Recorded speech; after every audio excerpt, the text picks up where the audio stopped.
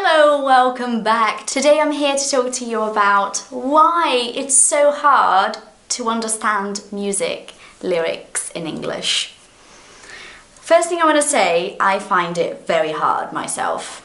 I do. I find it really hard to understand lyrics. The way I see it is that it's something that the more you do, the better you get.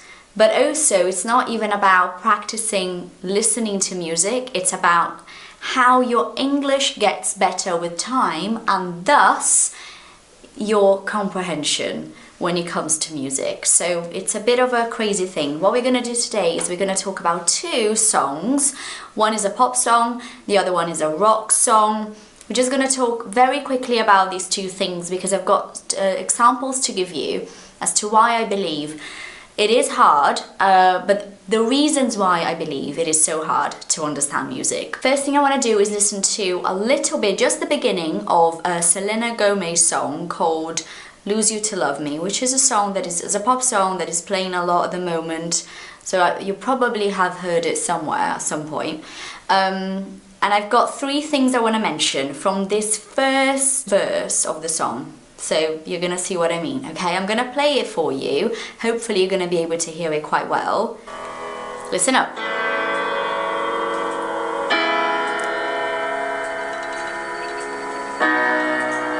You promised the world and I fell for it. Pause! She said, you promised the world and I fell for it. Now, if I were talking to you, I would say, you promised the world and I fell for it. This is what I would say. I wouldn't say, you promised the world and I fell for it. I wouldn't say that.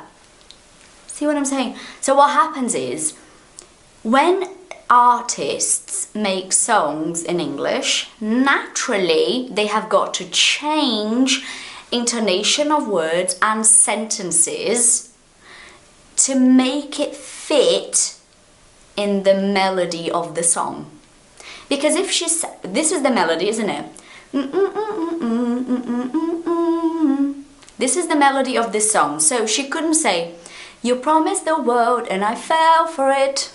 She couldn't do that because that would sound horrible. So she needed to say, you promised the world and I fell for it.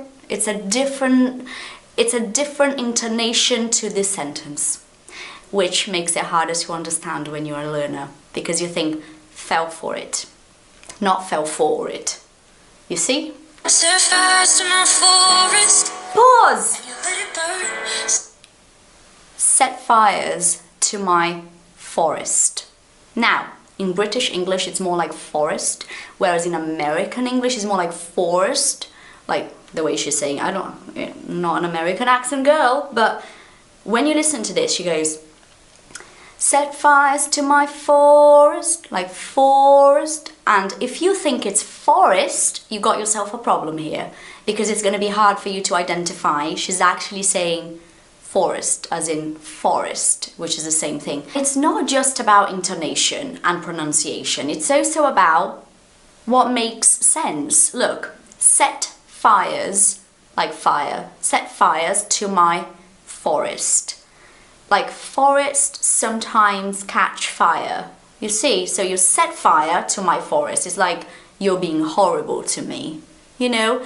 So it's about interpretation as well. Sometimes when you analyze what they're saying, it makes sense. You can guess, you can be like, oh, maybe that's the word because of what makes sense. Now, I'm gonna give you an example of something that does not fit this category of guessing and making things obvious to you, because what she says now is not obvious. It's like, what do you mean? Why?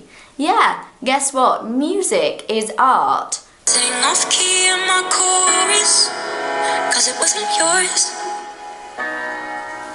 She said, sang off key in my chorus. When you sing off key, you're not singing like singing, ah, you're not singing well. Ooh, can you hear that thunder? God, it's serious rain, isn't it? I'm sorry, thunder, lightning in a minute as well. Let's see what happens. So, when you say you sang off key in my chorus, is like you didn't sing properly in my chorus of my song. So you got the verse and the chorus. The chorus is the most important part of the song. So this is quite artistic. And then she goes, because it wasn't yours. What? Because the chorus wasn't yours. What? Do you understand what she means here? I don't. Maybe she means that she wrote a song together with this person, and the chorus she wrote by herself. So you sang off key in my chorus because it wasn't yours. It's my chorus because I wrote it. Maybe that's what she means, which makes no sense at all. So sometimes it makes sense when you listen to it and you can guess the words in a sentence, and at other times you won't be able to. Did you see the lightning? I think the light probably changed because there was this crazy lightning bolt. Yeah! Another example, which is the Clash, okay? The Clash, a rock song. Should I Stay or Should I Go? I'm sure you know this song, like for real now. And what I want to show you from this song is again about intonation. That is a completely different intonation than you would use if you were speaking. Should I cool it or should I blow? Do you know what he says here? He says, should I cool it or should I blow? Should I cool it or should I blow? And he goes, should I cool it or should I blow? That's not how you speak. I don't go, should I cool it? Instead, I say, should I cool it? Cool it, not cool it. So you need to change things in order to fit in a melody, and this makes it harder for you to understand. This is one point. Something else I want to say is about vocabulary, and this is obvious. The more words you know, the more you will be able to understand songs, because you recognize those words and you recognize expressions. There are so many idioms, expressions in songs, and you're like, oh, I get this sentence because I know what this expression means, so it makes sense to you. And actually I was talking to a follower the other day about music. He's a musician, and he said to me that he's a Brazilian musician. He said to me that when he was younger, when he was a child, and he couldn't understand songs in Portuguese, he would ask his older brother to tell him what it was, to explain to him, because obviously his older brother had more vocabulary than he had, so he could understand more. Really, guys, it's so much about opening up your mind to how melody, words have to fit into the melody, and so sometimes they will sound off to you. And also about getting to know more and more words. This is kind of how it works, but it takes time, and I am not a pro at understanding songs, and I don't think this should make you feel so upset. A lot of people get so upset about this. Don't. Like, I'm not killing myself over this. It's fine. I think the main thing is for you to understand people. When you watch stuff, when you talk to people, that is what really, really matters. So songs, read the lyrics. After you read the lyrics, go back, listen again. Maybe you'll be able to spot things a little bit more. You can do this exercise every day. Pick a song, read the lyrics in English, and then spot what they're saying so that you can start to train your ears and kind of, you know, teach your brain how to understand those things, because it's different to normal speaking, that's for sure. Thank you for being here today. It's been a pleasure. Long video, isn't it? With rain and everything. See you next time. Goodbye.